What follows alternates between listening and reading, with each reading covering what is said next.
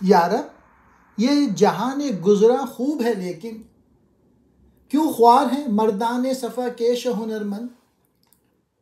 گو اس کی خدائی میں مہاجن کا بھی ہے ہاتھ، دنیا تو سمجھتی ہے فرنگی کو خداوند۔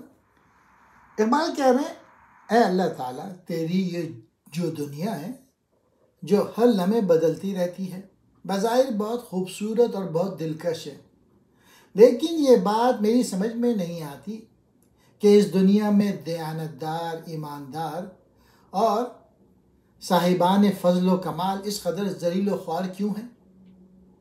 اے میرے خدا، یہ کیا ماجرا ہے کہ جو لوگ علوم و فنون میں اپنا جواب نہیں رکھتے وہ گمنامی اور مفلسی قسم پرسی کی زندگی بسر کر رہے ہیں، اور جو لوگ اول درجے کے مکار، عیار اور دغا باز ہیں انہیں شہرت اور دولت، عزت، دنیا کی تمام نعمتیں حاصل ہیں۔ دوسرے شعر میں کہنے کو تو اس دنیا کا خالق اور مالک تو ہی ہے، لیکن یہاں کے لوگوں کا طرز عمل یہ ہے کہ وہ فرنگی کو اپنا خدا سمجھتے ہیں۔ یہ دوسری بات ہے کہ اس کی خدائی میں سرمایہ دار بھی شریک ہیں۔